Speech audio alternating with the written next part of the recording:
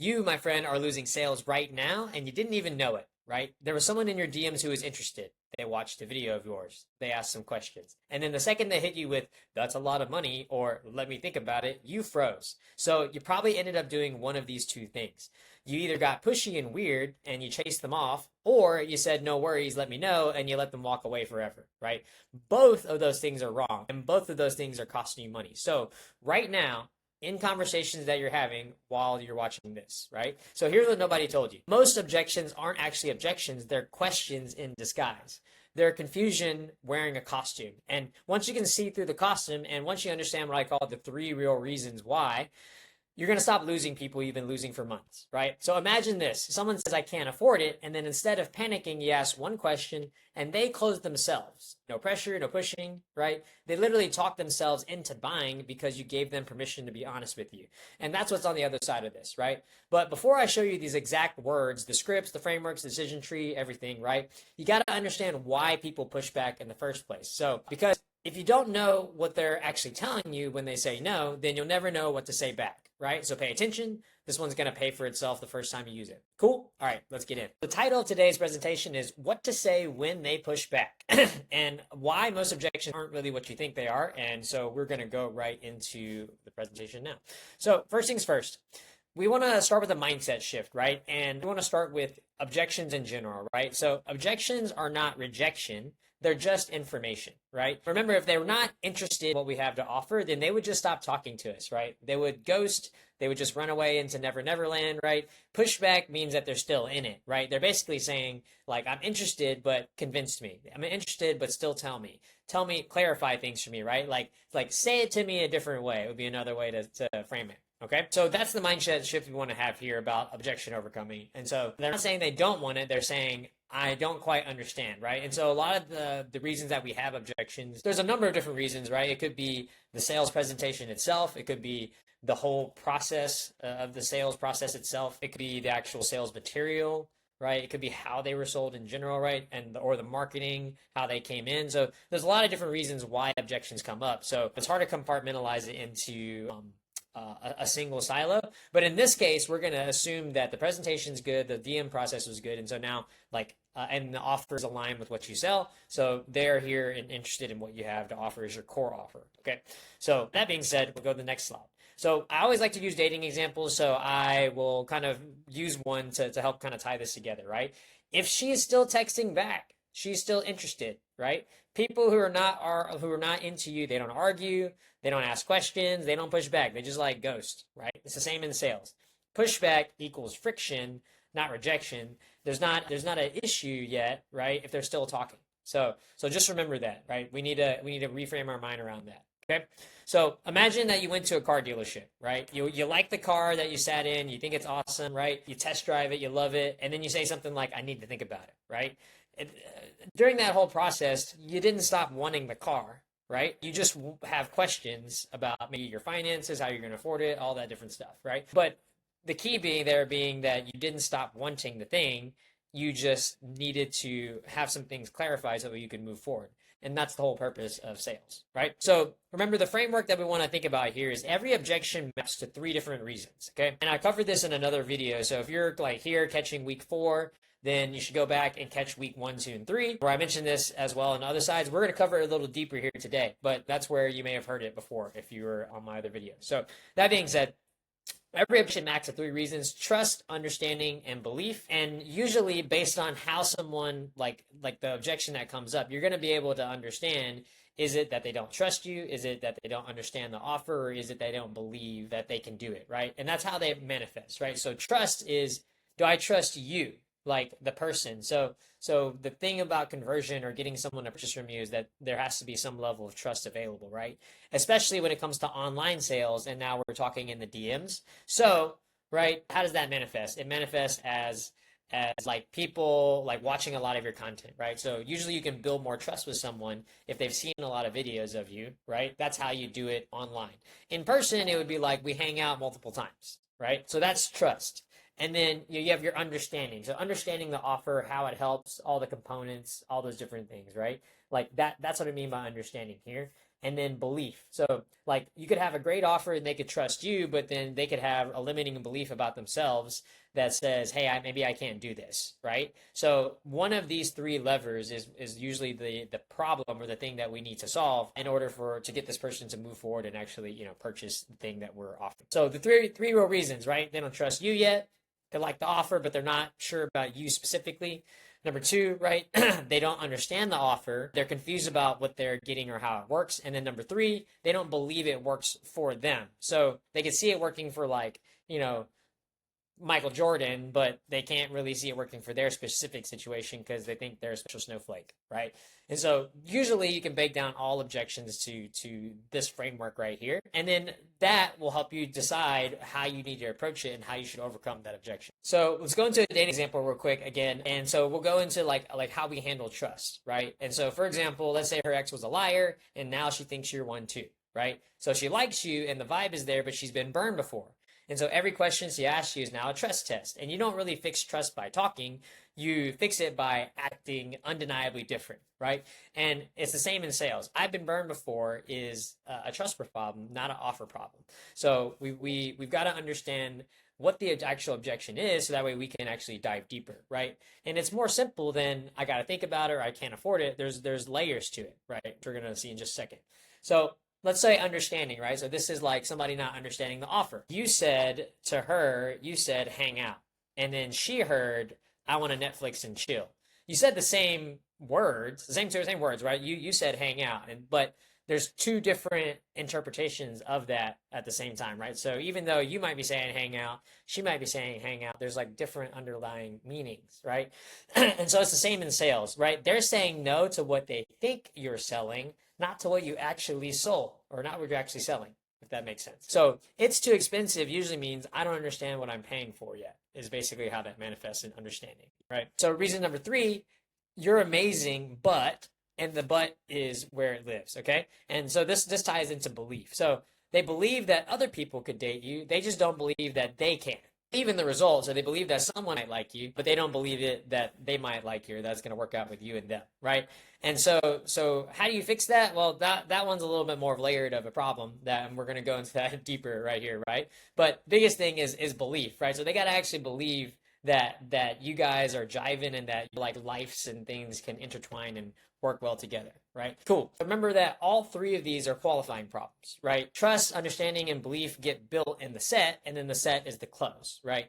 So these are qualifying problems, but that doesn't mean that they can't be handled after the qualifying process, right? But these are things that we should have flagged earlier in the process, right? So remember, the set is the close. That's another principle that we covered in a former video. Go back and check the other ones from prior weeks if you want to check that out. So the response formula, or like, how do we build a response now, right? So we first want to acknowledge, and then we want to clarify, and then we want to bridge, right? So every time we have an objection, or every time that we have a question from that feels like rejection, I should say it's an objection, but it feels like rejection from a prospect, right? This is the framework of how we use it to build a response to them. Okay. So first things first is acknowledge, right? And so I have on the slide here, I totally get that. Show that you heard them, not agreement, just respect. Don't skip this, right? Really important. Like acknowledging what someone said it could be as simple as got it or cool or something like that, right? But without an acknowledgement of what someone said, it can feel like you're not listening to them. Right? Imagine whenever you're having a conversation with your friend, right? You're having a conversation with your friend and all they're saying is, yeah. Like you're talking to them, they're just on the phone. They're like, yeah, yeah.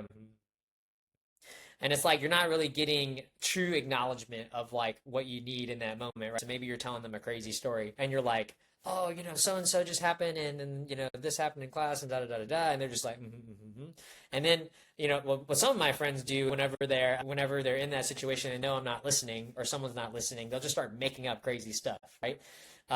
So anyway, that being said, acknowledgement is very important. It's very conversationally etiquette in person and online. So we want to apply that. So number two, clarifying what specifically concerns you. So we need to find the real objection under the surface one. So if they said like I don't have enough time. So like, could you be more specific about what do you mean about not having enough time? because not having enough time could be manifest a bunch of different ways for them, right? It could mean that maybe they're busy with their job. It could be that they have a baby. It could be that like they have two classes they're taking right now, right? I don't really know what it is, but if we just take it at face value of what it is, then we don't handle the objection specifically, then we're not going to get good results, right? So that's clarify. And then number 3 is we build the bridge, okay? So we want to address their real concern and then end with the question, keep the momentum going in the conversation, okay? So we're going to go through some examples of that in just a second. But why does acknowledgement matter? Okay, so here's an example from dating, right? She says she's not looking for something serious. You immediately say, cool, we'll keep it casual. And basically you just told her that you didn't actually hear her. You jumped to fixing a problem instead of acknowledging. She didn't ask you to fix anything or like make a quick decision on what she wants the solution, right? She's just basically communicating where she's at, right? And so a lot of times we can take what someone says and we'll respond instead of just acknowledging what they had to say, right? That's why acknowledging matters, is because sometimes people are not looking for a response from us. They're looking to tell us something and we need to let them know that we received the information. Yeah. Okay. So here's that in action, right? So the framework from before. And I need to think about it. They said that over here, said, totally get it. This is the big decision. What specifically would you want to think through? Maybe I can help clarify. And they say, honestly, I'm just not sure if it worked in my specific niche, right? So you notice, I need to think about it. We figured out that it's actually about another question, right? Again, don't want to take it at face value, right? The first thing they say is almost never the real thing. I need to think about it. It was really, I'm not sure it works about my niche. One question, right? Found it. Number 1 objection, I can't afford it, right? That's the number 1 that you're going to see across all time. It almost actually never means that they can't afford it. Like 70% of the time, it means they just don't understand the value yet. Or I can't afford it could be not financial. It could be and manifest different ways, right? So the truth about broke, right? Nobody's too broke for the right person. The guy that claims that he can't afford dinner somehow finds $300 for the right weekend to take the right girl out, et cetera, right? He's not broke. He's just not sold. Like, I'm not ready for a relationship usually means not ready for one with you specifically, right? If you ever got that. So same in sales. I can't afford it equals I don't see why you are worth it yet. So fix the why and then the money shows up. What's the wrong response? I can't afford it. And we say, no worries, we have payment plans. You just agreed the price is too high, right? No worry. We never want to agree with the prospect, right? So that was a terrible response. The right response on the right side, I can't afford it. I hear you. Does everything about the process make sense? Yeah, and he goes, actually, I wasn't actually sure how the coaching works, okay? So it was a clarity problem, not a money problem, right? This is the formula. Okay? Here's another one with the flow. So that's not a lot right now, the full flow. That's a lot of money right now. I hear you on that. Does everything about the process make sense? Or do you have any questions? No, I get it. I'm just tight on cash this month. So got it. If there was a way to break it into something more manageable, is that something that you'd want to move forward on? Yeah, if I could do monthly, that could work, right? Now, this one wasn't the best response that we could put right here. There's ways to make this copy better, but principally it's correct, right? So you notice that in this one, right, the guy is clear on the process and it's literally a money problem. But the only reason that we would have found that out is because we clarified this first, right? So this step is very important, very important. So critical distinction here. I'm not sure if I can is not the same as I can't, right? Not sure means convince me. It means you need to build the value first, right? If they can't do it, that means that you need to present payment options, right? Those are 2 different plays, but you need to read in between the lines in order to pick that off, right? And then the most important part is getting them to close themselves, right? So you are not closing the prospect. And a lot of people get this backwards, right? You can close the prospect, but it comes off as salesy, icky, and everything like that, especially in the DMs, right? So the better strategy here for us is to let them close themselves, right? So we want to ask them questions. We want to give them the permission to be honest. We want to let them walk themselves through that entire decision all the way through, right? So a good example of this is the best dates actually close themselves, right? You don't have to convince her on the drive home. She's already doing it for you. Replaying what you said, remembering how you made her feel, deciding how she likes you, right? Your job on the date is to ask good questions, listen, not screw it up, right? The guys who keep selling after the close already happened, that's like how you actually blow, okay? Not great. So the self-close in action, right? So let's just walk through this scenario. I don't know if it's worth it for me. It says, totally fair. Can you walk me through what you're weighing? I guess I'm not 100% sure how the coaching part actually works week to week.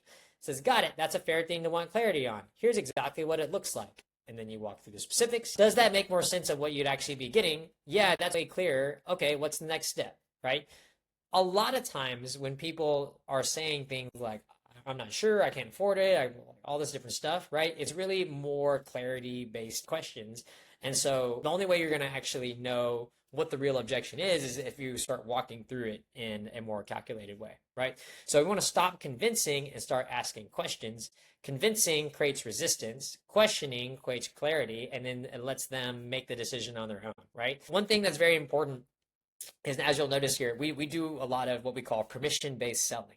So permission-based selling just means that I'm asking your permission to take the next step every single step of the way.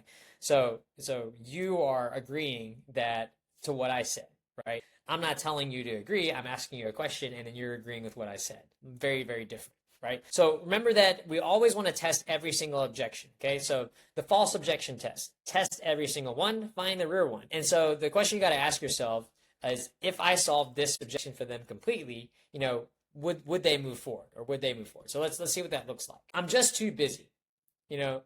I'm just too busy with work. This is a dating scenario, right? Is there anything here in pink, guys? Dating, right? So is it real or a smokescreen, right? Most guys here, I'm busy and vanish. And then I don't really like what it says on the slide right here, but it says, pros ask if work wasn't a thing at all, would you want to? I would just say, if you weren't busy, would you come? Or I would even say something like, hey, work aside, are you even interested? Because, we can save ourselves both some time right here, right? You can be direct. Most importantly, though, is we want to test the objection. We want to find the real one and save yourself months of time. Okay, so let's test it in action, right? So here's the time objection. I just don't have the time right now. I hear you. So when you say time, what specifically do you mean? Like, are you slammed with current work, already committed to other programs, or just trying to figure out where those actually fit for you? Honestly, it's that I'm already doing 2 other programs and I just don't want to half-ass this one too. Totally fair. That's actually one of the smartest reasons to hold off. Quick question though, if you finish one of those programs in the next 30 days, would this be the next thing you want to dive into? So not best question right there at the bottom, but principally it's good, right? You notice that they said I have time, but we need to figure out, like, what do they mean, like, not enough time? So they're busy with other programs. Okay, so now we know how we need to position ourselves in order to make this person feel comfortable moving forward, right? So here's the big 5, right? The exact responses for the 5 most common objections, right? And here you go. We're just gonna go right in. So I need to ask my spouse, or I need to check with my friends first. Is that real or a stall? Okay, is that real or a stall? The answer is that if it's specific, it's usually real. If it's vague, it's a stall. So the question is, when do you think you'll get a chance to chat with them? The answer tells you everything, right? So if they say, this is a dating example, right? But it's like, if I need to check with my friends first, real or stall, pretty easy to tell how it is, okay? Next one. So let's see how that looks like in practice. So I need to talk to my wife about it first. Makes sense. When do you think you get a chance to chat with her? And then want me to send you a summary you can share so she has all the details. This is pretty good, right? The thing with the wife objection that we need to consider is, whenever you're talking to someone, the way that they got sold and the way that they talk to you and all that information they saw in that specific order is very important, because that's the same thing that needs to happen for his wife whenever he takes her through the same process, right? Why is that important? It's because we can be very excited about something because we understand it, right? But sometimes whenever we try and communicate that with someone else, because they didn't go through the same steps, they're like way less excited, or they're kind of like, that's kind of stupid, dude. Like, what are you talking about, right? So that's why we're going this direction here with that. A good takeaway, but that's how we handle it, right? Number 2, I've been burned before. Her ex was trash. Please do not say you're not him.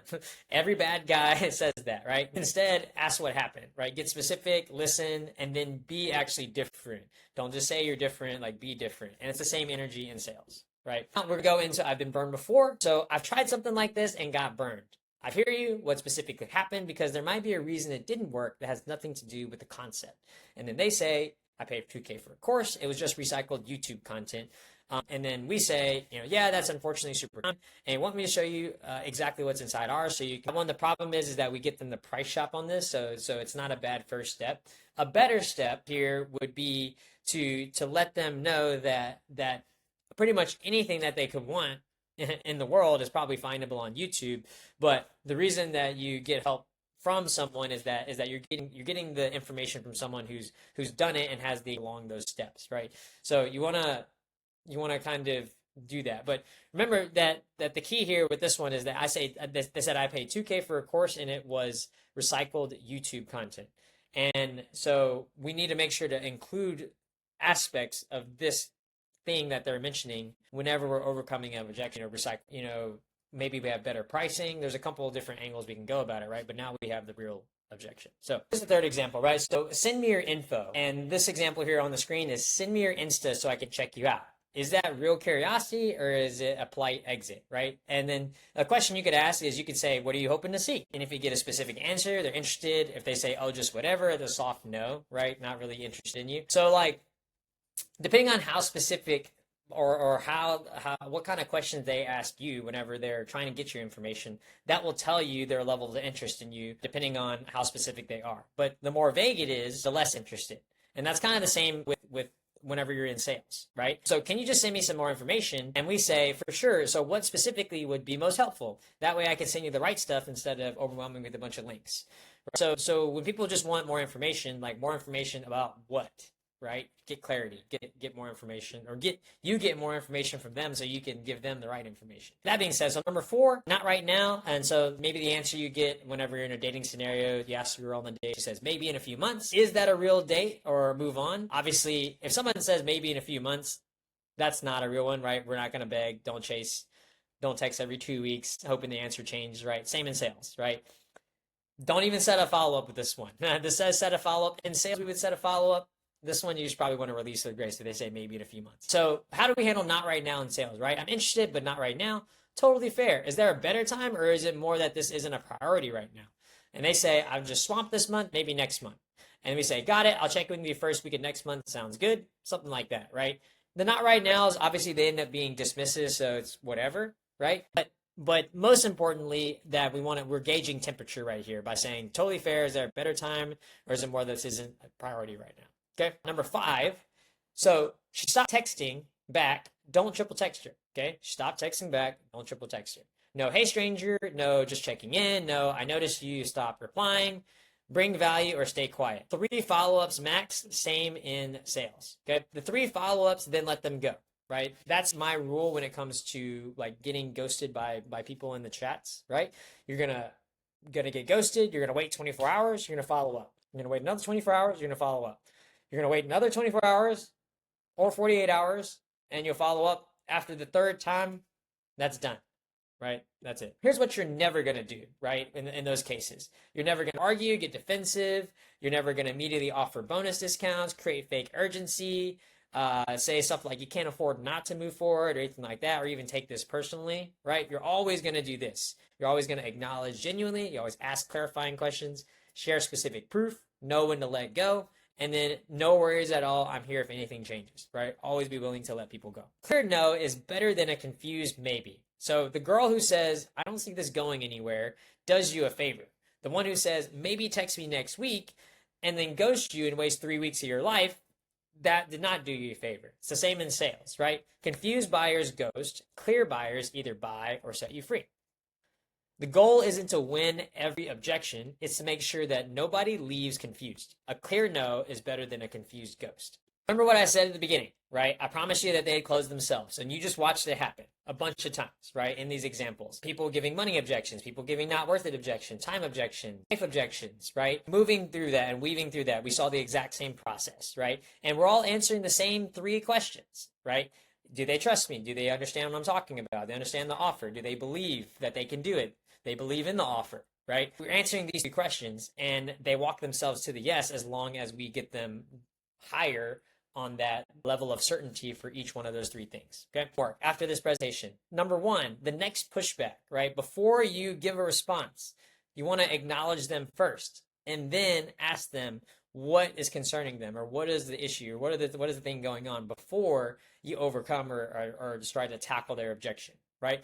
Number 2, you're going to write out your I can't afford it response. right? You're going to acknowledge what they had to say. You're going to clarify value and then present options. So make sure to write your I can't afford it response. And then number 3, you're going to audit your last lost deal in the DMs.